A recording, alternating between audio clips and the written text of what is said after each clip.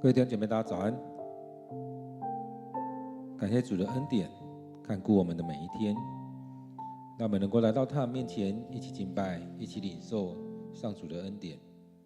让我们来到主的面前，一起来敬拜，将自己来摆上。愿上帝的恩典在我们当中充满着我们。让我们一起来到主的面前，一起来敬拜我们的上帝。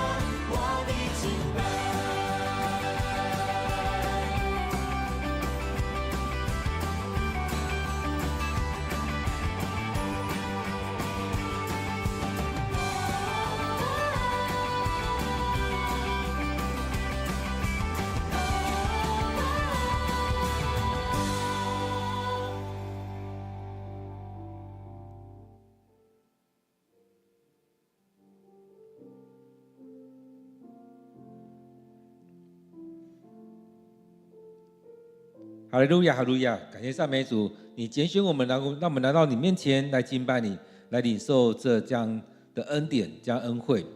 主，让我们来到你面前，大声的呼求，大声的宣告，大声的赞美。主，你是我们的救主，你是我们的主。主，你配得我们的赞美。主，你是如此荣美。主，让我们能够来到你面前，大大的敬拜你。主啊，愿我们将自己摆上，愿主你悦纳我们所献上的。亲爱主，当我们来到你面前敬拜，愿主你的灵就在我们当中来运行、来带领。主，我们要将今天的聚会恭敬的仰望在主你面前，愿主你就在我们当中来掌权，愿你悦纳我们所献上的祭。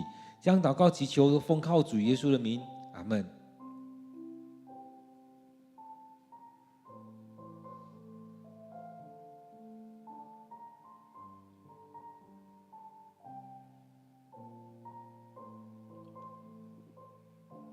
平安，今天5月17日，让我们一起来到主的面前，一起来领受他的话语。我们今天要读的经文在列王纪上第18章第1节到第15节。列王纪上第18章第1节到第15节，我们一起来读今天的经文。过了一段时间，干旱的第3年，上主对以利亚说：“你去见亚哈王，我就要降雨了。”以利亚就动身去了。那时，撒玛利亚的饥荒非常严重。亚哈召主管王宫事务的俄巴底来。俄巴底是虔诚敬畏上主的人。耶洗必杀上主的先知的时候，俄巴底救出100位先知，把他们分成2组，每组50人，藏在山洞里，并且供给他们食物和水。亚哈对俄巴底说：“我们到境内所有的泉源和河床寻找，看能不能找到足够的青草来养活马和骡子。也许我们不必杀这些牲畜。”于是他们同意分别到不同的方向和地区去探查。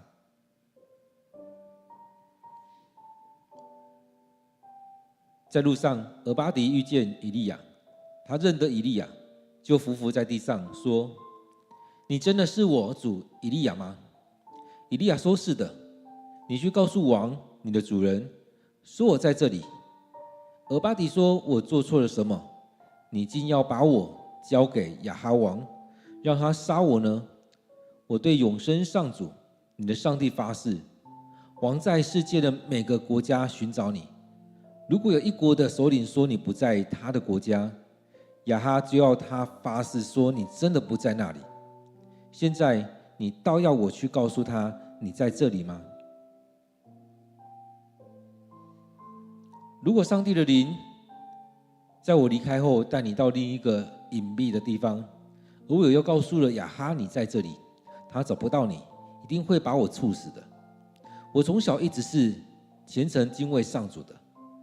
难道你没有听说耶洗必杀上主的先知的时候，我藏了100个先知在山洞里吗？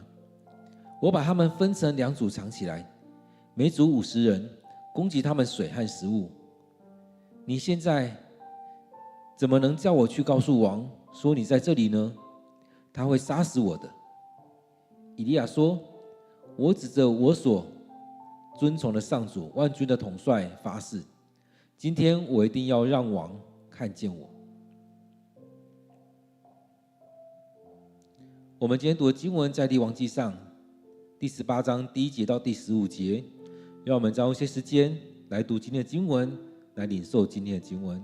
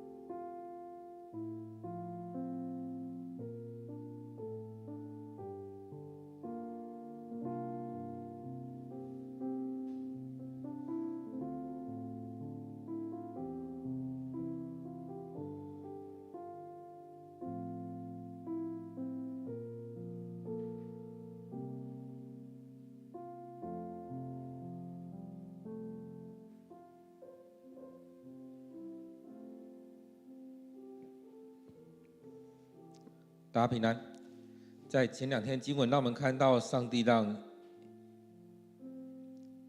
以利亚去跟亚哈说话，然后上帝也让他躲起来一段时间，因为上帝要降下这灾害、这干旱，让天不下雨，让这当中去经历了一段很不一样的时刻。所以当中我们看到了上帝运用了这样的方式，让这个国家有这样不同的经验，而在当中也让我们去思考，上帝怎么样来带领我们，在我们生命里面我们所经历的这一些，会不会是上帝要呼唤我们回来？所以在当中我们看到以利亚他去经历了上帝叫他去说，然后去躲避，上帝也供应他的需要，透过乌鸦，透过妇女。虽然在生命当中还是会遇到一些事情，然而在这样的事情当中，上帝也施行了大能。所以在这样一段时间之后，从以利亚他离开王，然后去到了基利西，然后也之后又去到了那妇女家，那寡妇家住了一段时间。在今天经文当中，我们会看到的是另外一个景象，也就是上帝让这个事情要过去了，上帝后续要做这样一些处理。所以在今天经文当中，我们看到他讲到说，过了一段时间，干旱的第3年。所以在这里面我们看到了这样的干旱，不像约瑟那个时期，不像雅各那个时期，干旱饥荒7年。这边讲到说是干旱灾的第3年，所以这样的过程当中，其实天没有下雨，可能就1年多的时间，2年的时间，这边是第3年，所以并没有很长的时间，其实也蛮长的。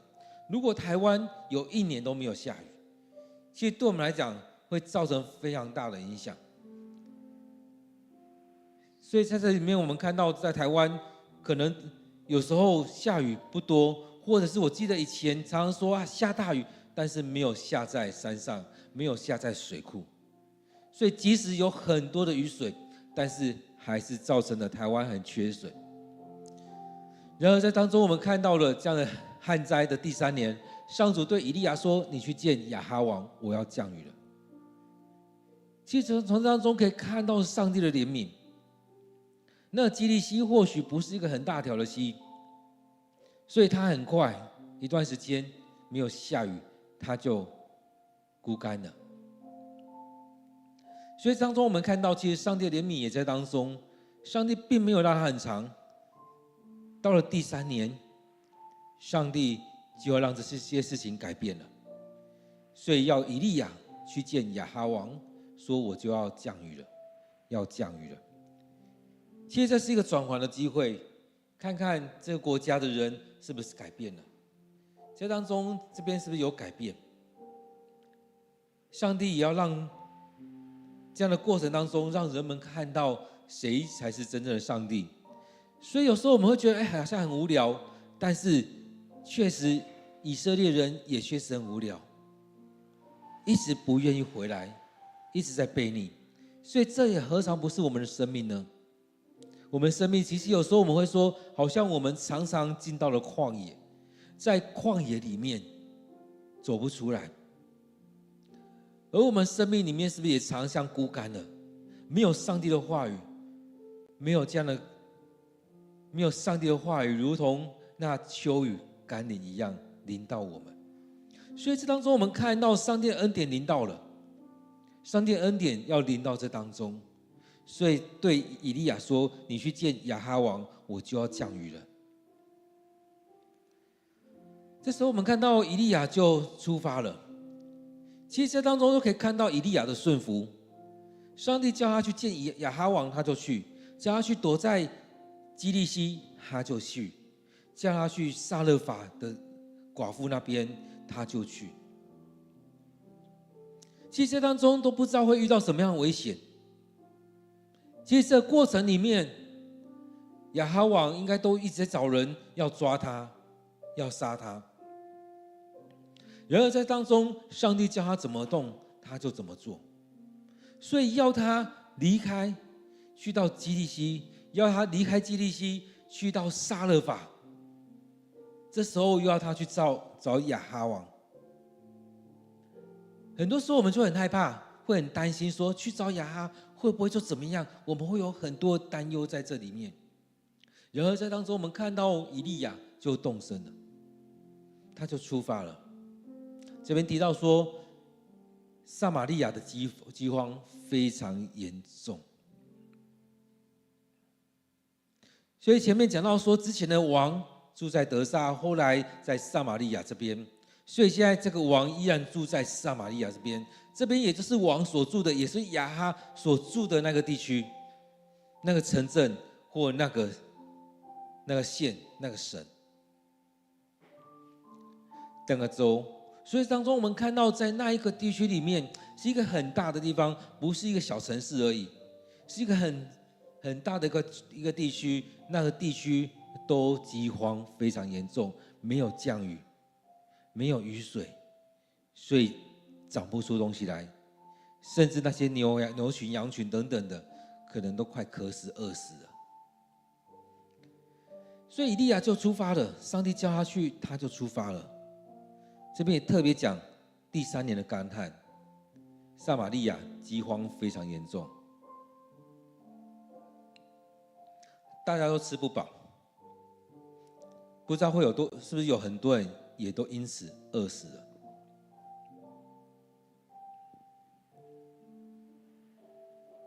然而这当中我们看到有另外一个人出场了，在这里讲到说亚哈找主管王宫事务的俄巴底来，找这个人来。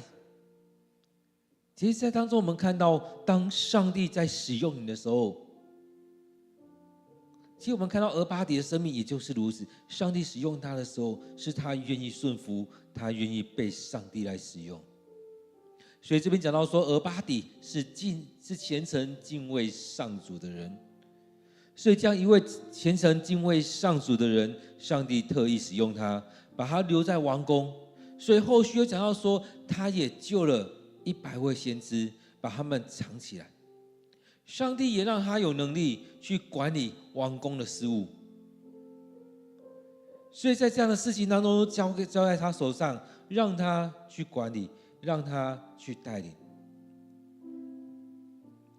因此在当中我们看到，在这样的事情里面很重要，上帝使用他。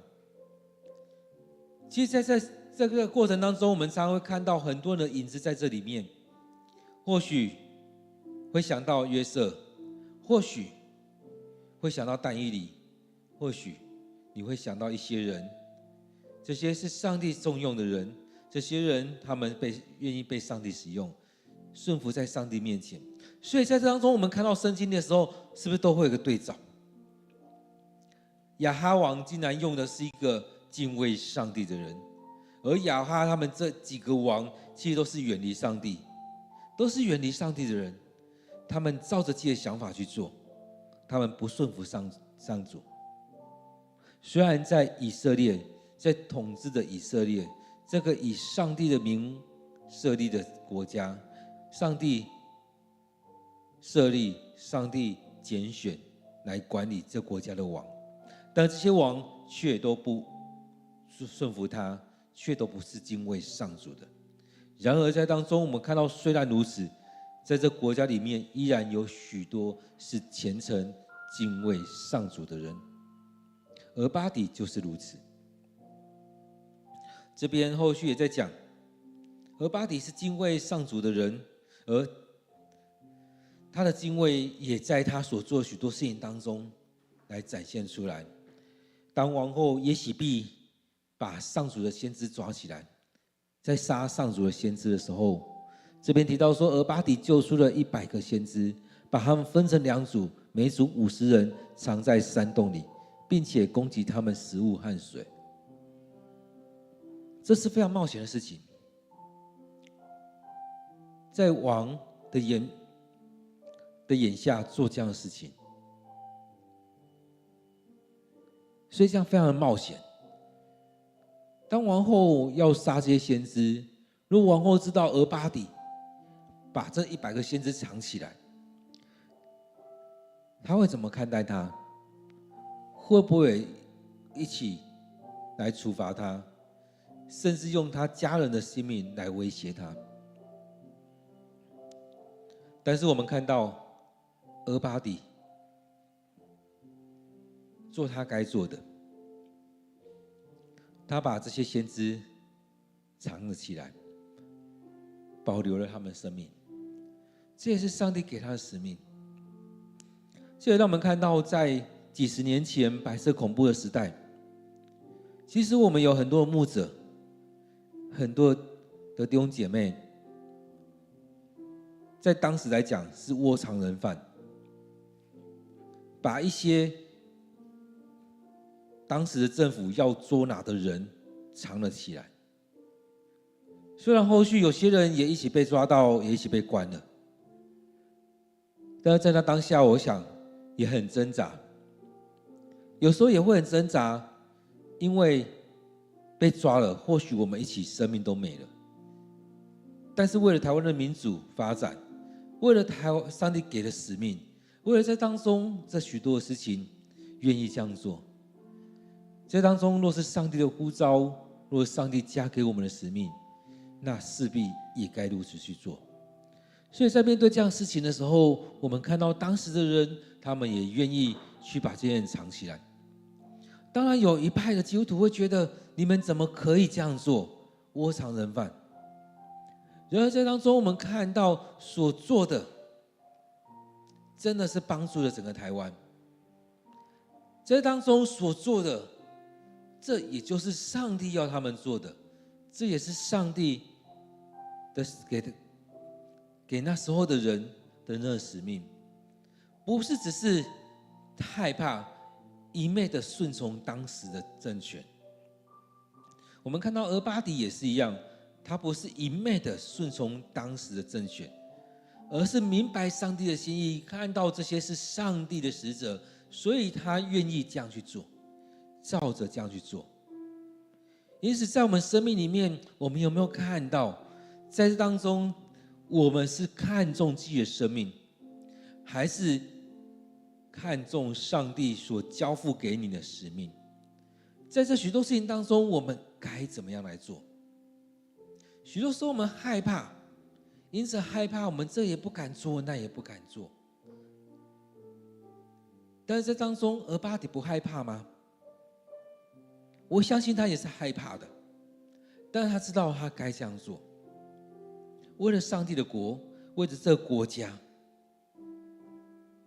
为着人民，他需要这样做，所以他出手帮助了这些先知们。各位弟兄姐妹，当这样事情临到你，你愿意这样做吗？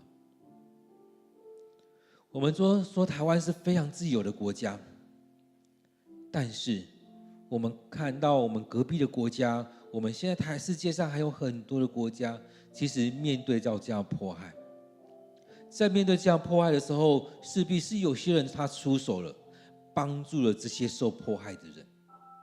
如果你说当时的政权是如何，我们过了这几十年之后，我们又发现当时的政权是有误了，当时的政权是有问题的，我们眼睛是被遮蔽住了。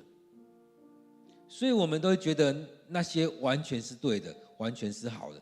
但是走到现在，你会发现那时候那样做是对的，那时候政权是错误的。这时候我们回来看也是如此，来看亚哈这时代也是如此。所以你该怎么做？我们是不是在当中也看到感谢主，俄巴底愿意站出来救这100个先知？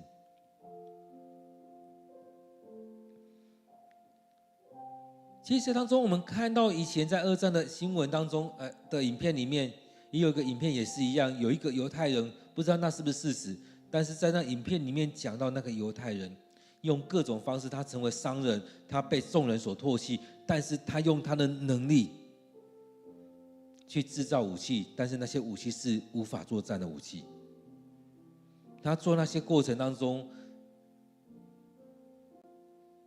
去保护了许多的犹太人，也让这些犹太人他们免于当时的国家去迫害他们。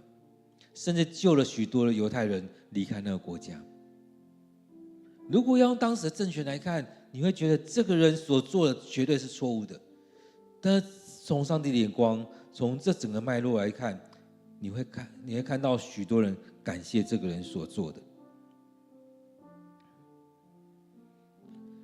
所以这时候我们看到亚哈对俄巴底说：“我们到境内所有的泉源和河床寻找，看能不能找到足够的青草来养活马和骡子。”前面讲到撒玛利亚这地方饥荒非常严重，而且现在是饥荒的第3年，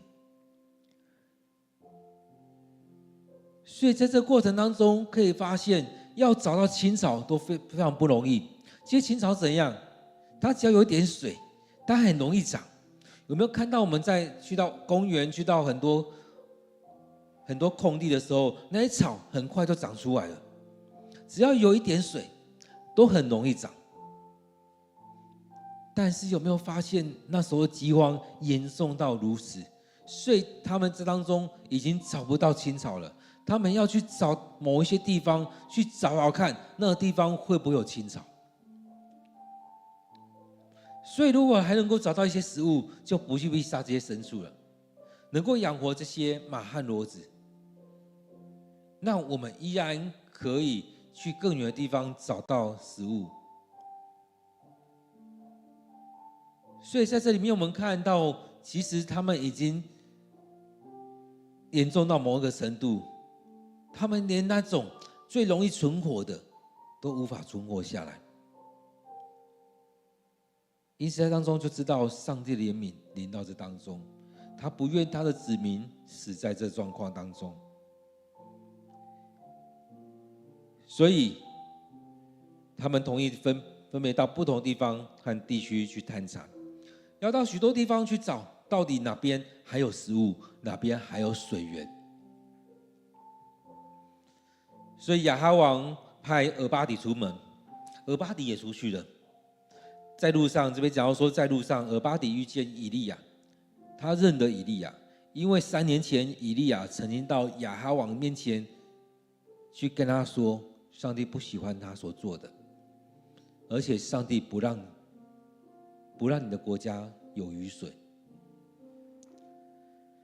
因此在当中，我们看到，当以利亚在当中出现过之后，没想到俄巴底竟然能够记得他的样子。所以这边讲到说，俄巴底遇见以利亚，俄巴底还记得以利亚，所以他伏伏在地上说：“你真的是我主以利亚吗？”因为他去经历到以利亚所说的事情就这样实现了，他回应了他。所以他们讲到说，以利亚在第17章一开始那边讲到说：“我指着我所尊崇的上主以利亚以色列上帝的永生发誓，以后的几年内，除非我祈求，否则天不会下雨，也不会降露。”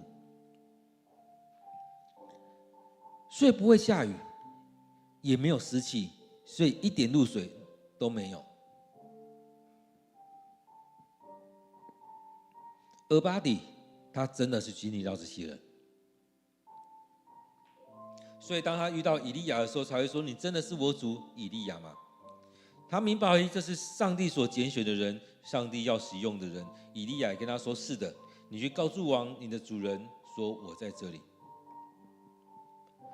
所以当他在路上遇到的时候，其实在当中这样对话还蛮有趣的。而巴底认出这是以利亚，以利亚跟他说：“你回去跟你的主人说，我在这里。”哇，这真是一个很巧妙的一些安排。他们遇到的场面是这样子：亚哈王找了3年找不到他，然而在这时候却遇到了，而且还要俄巴底回去跟亚哈王说以利亚在哪里。这也是跟俄巴底是冲突的。俄巴底已经在保护这100个先知了，然而这个先知我竟然他要我去跟王说他在这里。一部分是我在王的面前怎么站立得住，一部分是我在众人面前我怎么站立得住。这是不是表明我知道以利亚在哪里，我一直没有跟王讲？这是不是另外一个表示是，我跟王讲以利亚在哪里，那我的人民还相信我吗？这100个先知还相信我吗？会不会听到这些事情之后，觉得我出卖了以利亚？这却是一个很大的挣扎，一个敬畏上帝的人，但是却面到这两难的抉择，究竟该怎么样？然而，上帝也将这样的困难的功课放在俄巴底身上。各位弟兄姐妹，我们生命里面也常常是如此，我们会遇到一些困难的抉择，我们要怎么样来抉择？我们要怎么样来处理这样的事情？确实很不容易，确实是不容易的。然而在当中，我们回到主的面前来看，这是上帝的心意，要让他去说。所以这当中他知道这样的事情，也前面他想要说我主，所以这当中也回应了以利亚对他说的。所以他面对这些的时候，他第一个反应是：我做错了什么？你竟要把我交给亚哈王，让他杀我，知情不报。在表明他知情不报。所以在这当中，他面对到这样的事情，他这样回应他：你要把我交在亚哈王的手上吗？我对永生上主你的上帝发誓，王在世界每个国家在寻找你。所以不仅仅在以色列哦，在周围的国家，他也在寻索以利亚的踪迹。所以如果有个首领说他不知道，说他不在，这时候也很像是中国在处理的。你要发誓，你要发誓，你要尊重我们以前的决议，你要发誓，你要怎么样？你一定要怎么样？要求其他国要照着这样做。这时候我们看到以色列就是要求这样子，你说不在你的国家，那你要发誓他真的不在你的国家，指着你们的神发誓。如果你说谎，如果你糊弄我，那你势必要面对什么样的灾难？因此在当中，我们看到这个王在找以色列，在找以利亚，用到这么极端的方式，所以也就是表明亚哈王绝对要找到以利亚。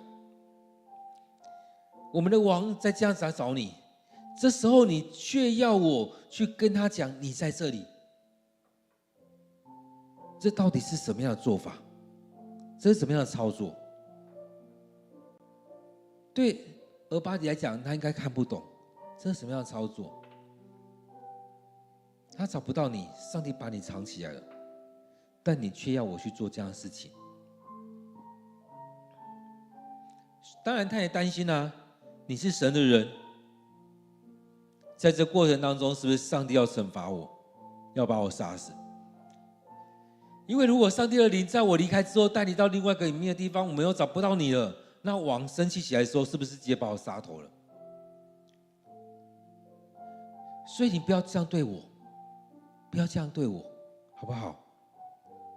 我从小都敬畏上主，上帝要我怎么做我就怎么做。那这时候你要我这样去处理，是不是在拿我的生命开玩笑？如果后续的不是如此，那该怎么办？其实虽然他这么顺服，但依然有担忧。我们也是一样，有时候我们面对一些事情，我们生命依然也会有一些担忧。所以他继续跟他讲说，这是他另外一个难处。前面是第一个难处是王知道，他会觉得我知情不报，所以会责难我，甚至会把我杀死。另外一个是你不知道吗？在王后耶洗别他在杀以色列的先知的时候，在杀上主的先知的时候，我跟他们不同调，我藏了100个先知起来。在当中我们看到这样做法，何尝不是上帝对待以利亚的方式吗？上帝把以利亚藏起来，透过乌鸦去攻击他食物，让他有饼吃，让他有肉吃，也透过基利溪的水让他有得喝。后续也透过撒勒法这寡妇去供应他的需要。俄巴底所做的也是如此，他也在当中藏起了，把这100个先知藏起来，供应这100个先知他们所需要的水和食物。我相信这也是上帝要让他做的，让这俄巴底就如同那只乌鸦，就如同那个撒勒法的寡妇一样，去保护了那100个先知，去供应那100个先知生活的需要。他说：“我违抗了王的命令，我违抗了王后的命令。”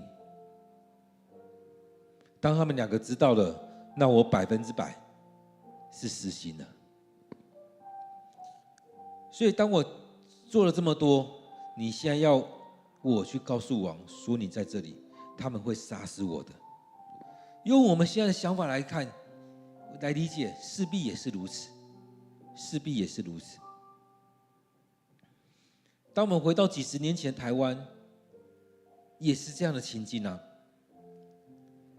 但是感谢主，还有很多人愿意站在以利亚这个位置，还有很多人愿意站在俄巴底、撒勒法寡妇这些位置。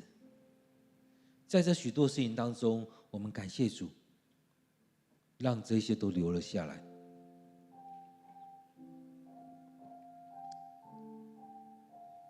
然而在当中，我们看到以利亚最后说：“我指着我所尊崇的上主万军的统帅发誓，今天我一定要让王看见我。”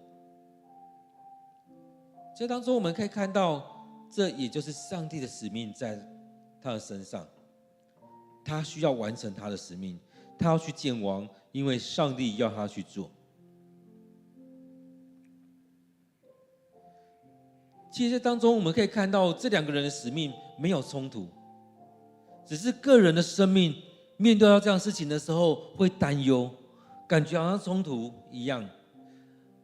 俄巴底担心这样的事情，他去报告的时候，国王可能不谅解他，王后可能也不谅解他，他可能要面对这杀头的状况。然而在当中我们看到，以利亚何尝不是如此？当他出现的时候，王一直要抓他，一直要杀他。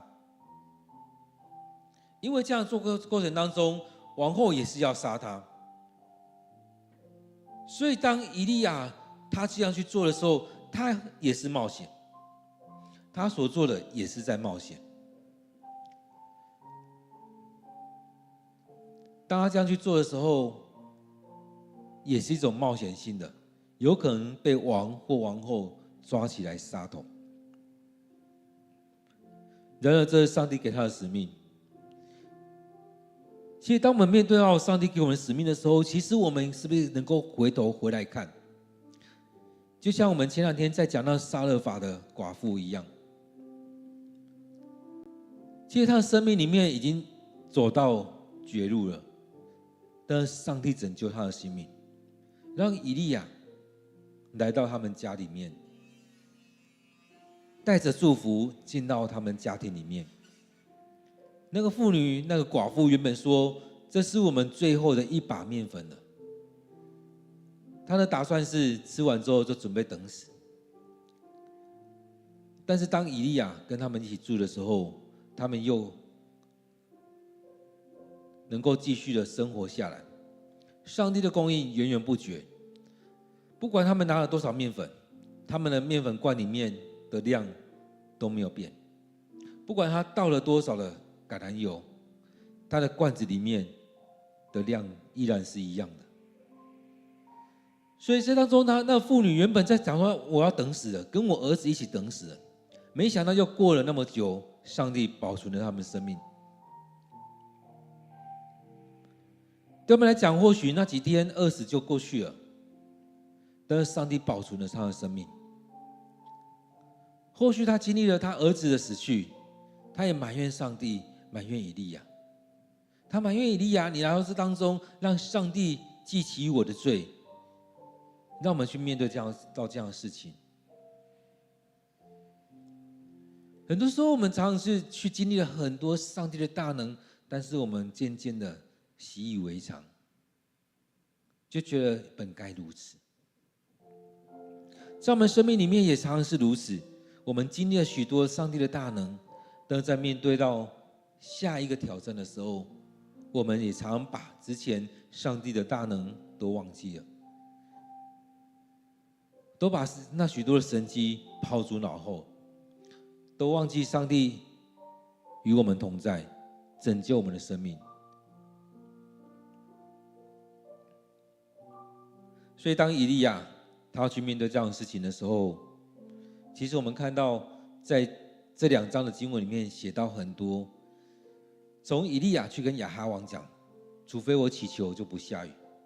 上帝让以利亚去到基利西那边去经历上帝的供应，去到撒勒法寡妇那边经历了上帝的供应。在撒勒法那边也经历了上帝让一个死人，那个孩子死而又活，让他还魂，让他又活了起来。所以在当中很不容易，我们看到我们生命里面需要怎么样来领受上帝的心意。我们常常一件一件去经历，也一件一件的遗忘了。所以这也是我们说要数算上帝恩典，让我们不断的记起上帝的恩典，上帝的大能，也不断的感谢上帝，也不断的让我们的眼光去聚焦在上帝面前，也能够在每天当中去看见上帝的作为，去经历上帝的大能。然而上帝要我们去做的时候，我们看到以利亚就顺服的去找亚哈王，顺服的去基利西，顺服的去撒勒法，又回到亚哈王的面前。我们或许会担心，会害怕，会不知道接下来路该怎么走，但是我们也可以看到上帝带着我们一步一步的来往前走。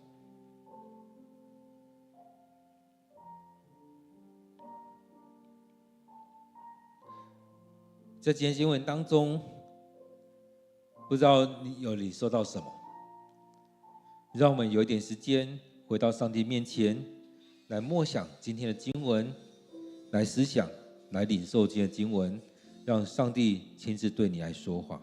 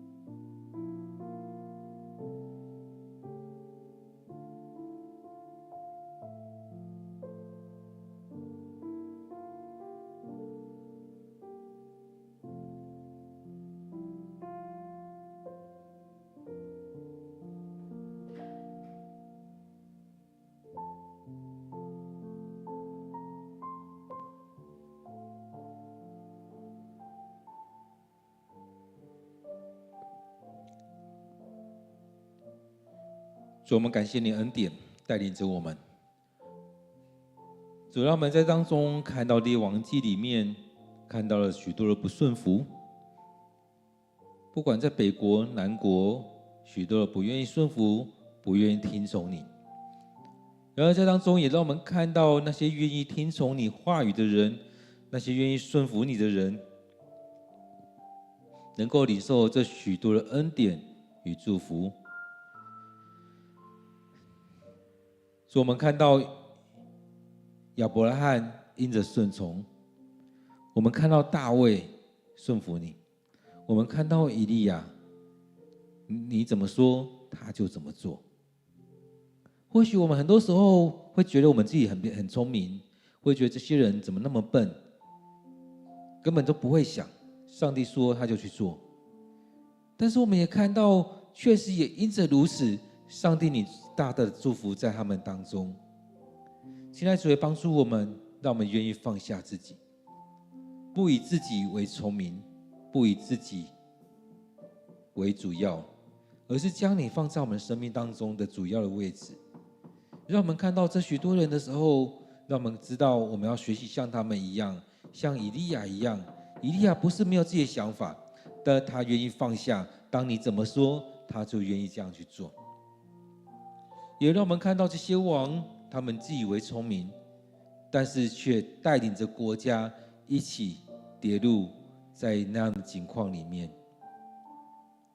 主要帮助我们，让我们来到你面前认罪悔改，让我们愿意回转向你，让我们愿意将自己完全的仰望在主你面前。感谢主你的恩典，主，我要将今天的聚会摆在主你手中，让我们透过以利亚，让我们透过俄巴底，成为我们的学习的典范，学习的样式，也让我们看到以色列国这许多的王，让我们有很多的警惕。主啊，感谢你，愿主你祝福在我们的教会，祝福在我们这许多的弟兄姐妹，特别是有一些在医院的弟兄姐妹，愿主你医治，愿主你帮助，也愿主你安慰。献上我们的祷告都奉靠主耶稣的名，阿们。